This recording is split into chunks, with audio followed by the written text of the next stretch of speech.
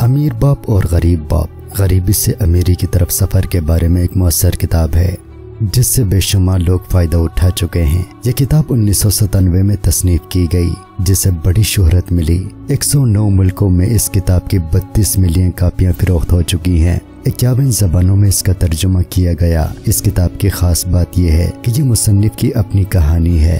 انہوں نے اپنی حقیقی کہانی کو دنیا کے سامنے پیش کیا ہے۔ اس کتاب میں جس امیر باپ کا ذکر ہے وہ مصنف کے دوست کے والد تھے جو کم تعلیم یافتہ ہونے کے باوجود کافی دولت مند تھے، جبکہ غریب باپ مصنف کے والد تھے جنہوں نے اعلیٰ تعلیم حاصل کی لیکن غربت کی زندگی گزارتے رہے۔ اس کتاب میں مصنف کی کہانی کو انتہائی دلچسپ رائے میں پیش کیا گیا ہے جس سے پڑھنے والے کے دل میں ایک امنگ پیدا ہوتی ہے اور کچھ کرنے کا جذبہ تخلیق پاتا ہے۔ رابرٹ کیاسکی کا اصل کمال یہ ہے کہ وہ ایک غریب گھرانے میں پیدا ہوتے ہوئے اپنے تجربات و مشاہدات کو استعمال کرتے ہوئے قلیل عرصے میں اس قدر اثاثے بنا لیے کہ خود مختار ہو گئے۔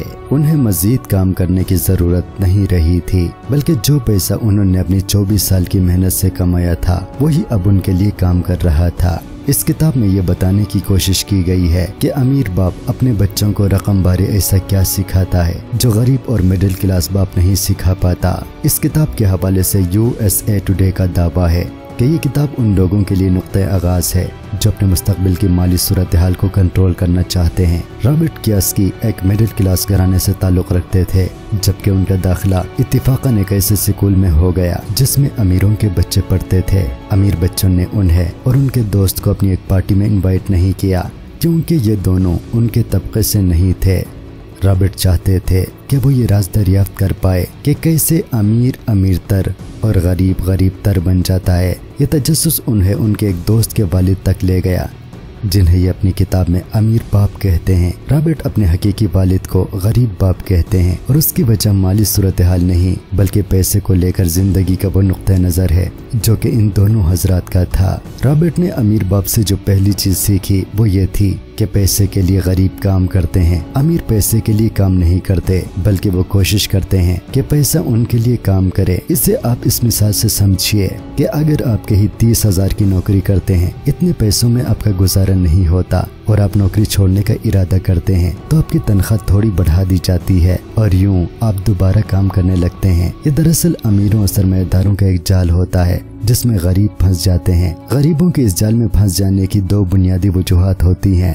اول ڈر، دوم لالچ۔ اگر غریب کوشش کرے کہ وہ پیسے کے لیے کام نہ کرے بلکہ پیسہ ان کے لیے کام کرے تو وہ اس جال سے نکل سکتے ہیں۔ اگر آپ جو بھی پیسہ کمائیں اسے اثاثہ خریدنے، کاروبار کرنے، کمپنیاں کھڑی کرنے، اسٹاک ایکسچینج پہ لگانے میں صرف کریں تو یہ پیسہ آپ کو اور پیسہ لا کر دے گا۔ آپ کو بس پیسہ صحیح جگہ خرچ کرنا آنا چاہیے۔ لوگ آپ کے پاس خود آ کر کہیں گے کہ وہ آپ کے پاس نوکری کرنا چاہتے ہیں، مطلب وہ پیسوں کے عوض آپ کے لیے کام کریں گے، یوں آپ کا پیسہ آپ کے لیے کام کرے گا۔ اور یہی امیر باپ اپنے بچوں کو سکھاتے ہیں۔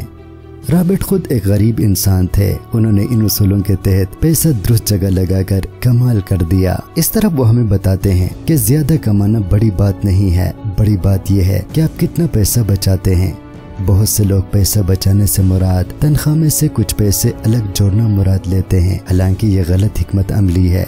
یہی پیسے صحیح جگہ انویسٹ کیے جائیں تو آپ بہت سے اثاثے اکٹھے کر سکتے ہیں جو کہ آپ کے کام آئیں گے۔ پیسے بچتے وہی ہیں جو آپ کہیں انویسٹ کرتے ہیں۔ ان کے نزدیک اثاثہ وہ چیز ہوتی ہے جو ہر ماہ آپ کی تنخواہ میں سے پیسے کھینچنے کی بجائے اس میں شامل کرے۔ کاروبار وہی ہوتا ہے جو آپ کے لیے دوسرے لوگ چلا رہے ہوں۔ اگر آپ خود اپنا کاروبار چلاتے ہیں تو یہ کاروبار نہیں، نوکری ہے۔ اسے آپ ایک مثال سے سمجھیے۔ اگر آپ چند پیسے جوڑ کر گھر خرید کر اس میں رہنا شروع کر دیتے ہیں تو یہ گھر آپ کو پیسہ دے گا نہیں بلکہ یہ آپ کی تنخواہ میں سے پیسے کھینچ لے گا۔ اس لیے یہ ایسٹ یا اثاثے کی بجائے لائبلٹی بن جائے گا۔ اگر آپ پیسے سے گھر خریدیں اور یہ گھر کرائے پر دے دیں تو آپ کو ہر ماہ اس کا کچھ کرایہ ملے گا۔ آپ کا اپنا گھر آپ کا اثاثہ نہیں بلکہ ذمہ داری ہوتا ہے۔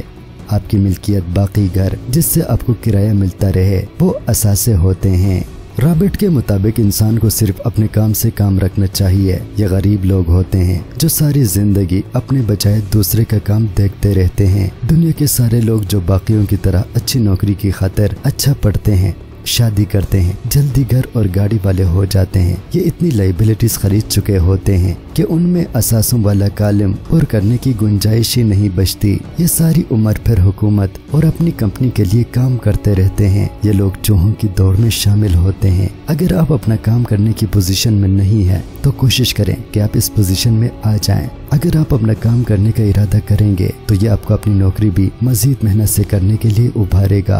रॉबर्ट अपनी किताब में तारीख का हवाला देकर बताते हैं कि टैक्सेस अमीरों के लिए लगाए गए थे, मगर इसके जरिए अब गरीब और मिडिल क्लास तबका हुकूमत का गुलाम बन चुका है। अमीर अच्छे वकीलों और मुशीरों के जरिए किसी तरह इस काबिल हो जाते हैं कि वो टैक्सेस से थोड़े मुतासिर हो जाएं। इसी तरह अपनी कुछ अमली मिसालें देकर मुसन्निफ बताते हैं कि अमीरों को पैसा ईजाद करने का फन आता है। तवालत के पेश नजर पूरी तफसील तो नहीं दी जा सकती, मगर ये जान लें कि ये सब दिमाग का खेल है। ये चाहे तो पैसा ईजाद कर सकता है। आपको बस अकाउंटिंग, इन्वेस्टिंग, मार्केटिंग और कानून का पता होना चाहिए। इसी तरह मुसन्निफ के नजदीक हमें नौकरी सीखने की गरज से जरूर करनी चाहिए, पैसा कमाने के लिए हरगिज नहीं। हमारे स्कूल और हमारे माँ बाप हमें महफूज और अच्छी नौकरी के लिए तैयार करते हैं, जबकि अमीर बाप अपने बच्चों को सीखते रहने के लिए तैयार करता है। कारोबार की कामयाबी इस बात से मशरूत है कि हम रकम, निजाम और लोगों को कितनी अच्छी तरह चलाते हैं। इसी तरह मुसन्निफ के नजदीक जिंदगी में डर और खदशात सबको लाहक होते हैं। अमीर और गरीब में बुनियादी फर्क यही होता है कि दोनों डर को कैसे मैनेज करते हैं। अगर आपको अमीर और गरीब का फर्क समझ आ भी जाए तो डर, मायूसी, सुस्ती, बुरी आदत और तकब्बुर 5 ऐसी चीजें हैं जो आपके अमीर बनने की राह में रुकावट बन सकती हैं। इसके अलावा दुनिया में हर जगह सोना ही सोना मौजूद है, बस सब लोग इसे देखने के लिए तैयार नहीं किए गए। वक्त एक ऐसी चीज है जो अमीर और गरीब दोनों के पास बराबर है। कोई कैसे अपना वक्त गुजारता है यही उसकी किस्मत का फैसला करेगा।